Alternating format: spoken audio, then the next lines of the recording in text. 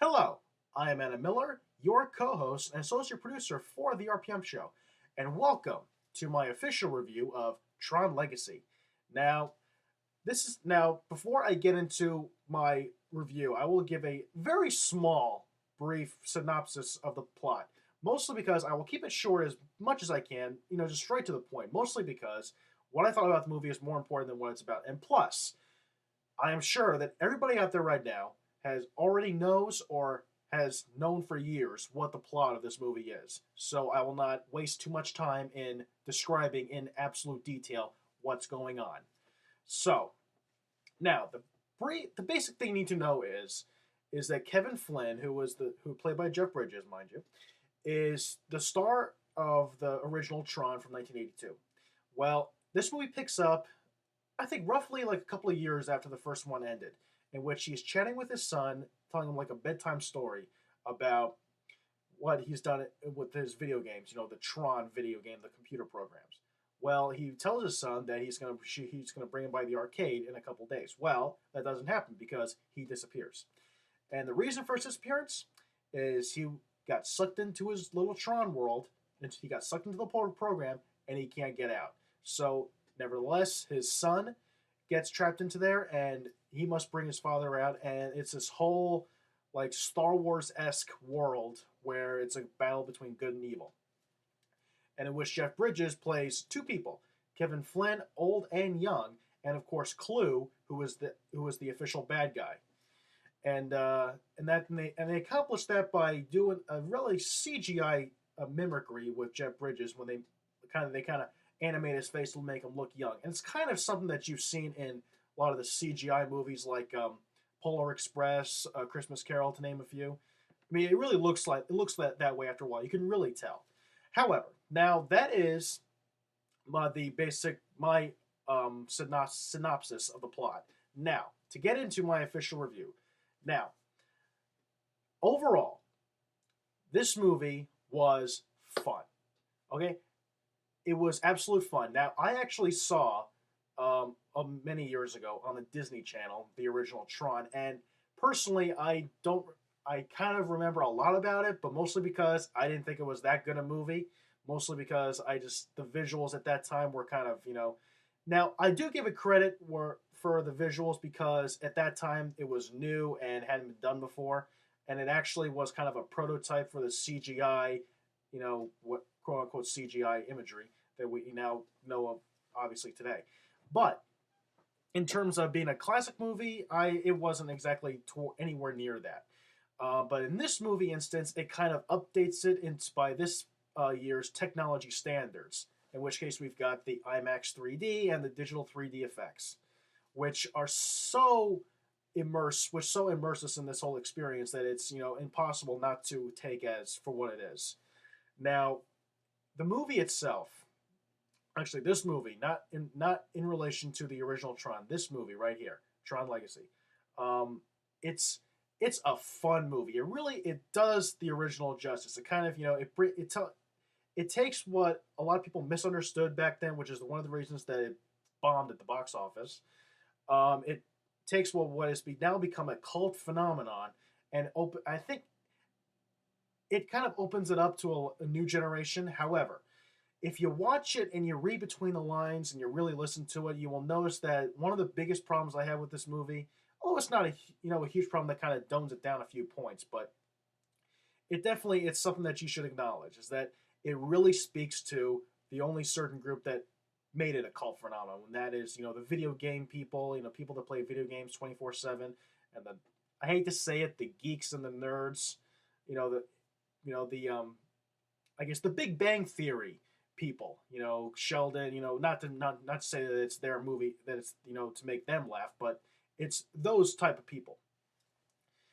And that is actually one of the few flaws I had with this, because I just kind of couldn't get past the fact that that now, granted, I saw it in a midnight showing last night, and it was a full theater in IMAX 3D, and most of the people, about I'd say 90% of the audience was, I think, those people, and hearing them laughing at stuff that you really think when you thought about it, it really wasn't that funny. It was just kind of someone knocking on a table, or a new real CGI uh, prop. It's like, and they're laughing at this. I'm like, this is exactly why, you know, some people might not be able to attach themselves to this kind of movie. But anyhow, it's that. Other than that, that's like one of only two problems I have with this movie. The second one was, the thing is that when you watch the movie, you can't help but having flashbacks to Star Wars, like during the grid motorcycle chase, the race, not chase, it's a race. You think of the pod race in episode one, or the finale, which is over this, the Tron city. Um, there's this whole air the aircraft that they use. I forget the name of it off the top of my head. Is so in line with the Tie Fighter scene from the end of the original Star Wars. Now, for me, it was kind of hard to get out of my head, the Star Wars flashbacks. But even then, I can still relate to that. It's a different world and different circumstances.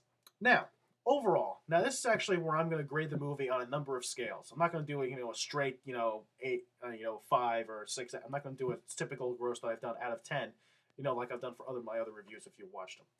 Now, the different grades I would give this one. Now, I give an A+ for the soundtrack. The score by Daft Punk is, the synthesizer effects and the classical music blend that they uses. Phenomenal. I mean, the soundtrack is amazing. It totally suits the movie, and it does it justice, and it's actually a lot of fun to listen to. And it's a real, adrenaline pumping score. So A+ for the soundtrack. Definite A+ for the visuals. The IMAX 3D effects were astounding. I mean, and the fact that the movie is also in 2D, there are a lot of scenes that were actually not shot in 3D. And so it's a kind of a very unique blend. They have the 2D, then they automatically gets into the 3D, and that's when it really comes alive. The 3D comes into play when he's in the Tron world, and it is just mesmerizing. Well, I wouldn't say mesmerizing, but it's actually, this is what people go to a 3D movie for. This is the movie that you would literally spend the $17 for an IMAX 3D ticket. This is where you're going to get your money's worth from a 3D movie. So anyway, A+ on the 3D, or the visuals / the 3D effects, whatever you want to do. I give an A for the acting. Now, the acting is kind of corny.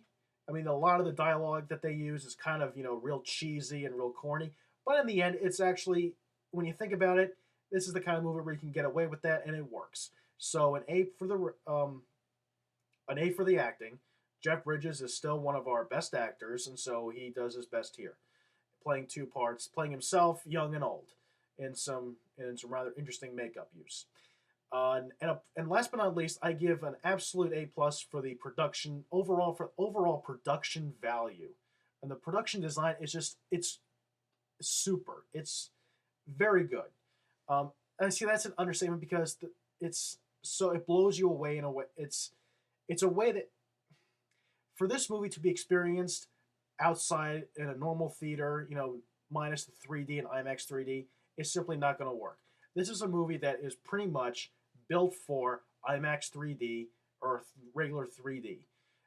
This is where the actual theatrical experience for 3D comes in full effect, and it's successful. Now, not to say how it's going to work on Blu-ray or Blu-ray 3D or regular DVD, but it's simply one we're going to have to look out for, and I really hope that when it comes time to see it on DVD, it works. Now, so those are my thoughts on Tron Legacy. So I sum it up for you. Overall, I would give this movie like an A-. Now, in terms of out of 10, that would probably be like a 9.1 out of 10. Now, as I said, it had its flaws. It does.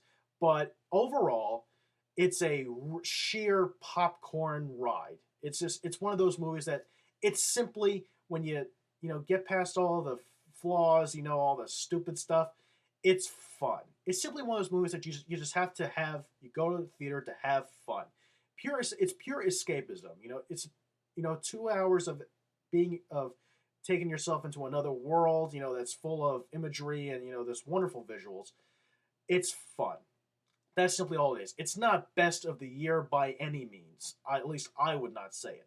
But it's simply, I'd probably give it an honorable mention, but it's fun. That's all it is. It's just simple fun. So, that's my review on Tron Legacy in a nutshell. It's a lot of fun, so you will not be happy. And if you do, go see it in IMAX 3D and pay the $17 because you will definitely get your money's worth. That's all I can say. Now, for those of you who are paying attention to our website, therpmshow.com, we are updating it as possible as we speak with new shows and new material. And also check those out. We are also, you can check those out on iTunes. Download them on iTunes. We are on there, so check us out. And of course, check out other stuff, myspace.com, and our page on YouTube where you watch all our other videos.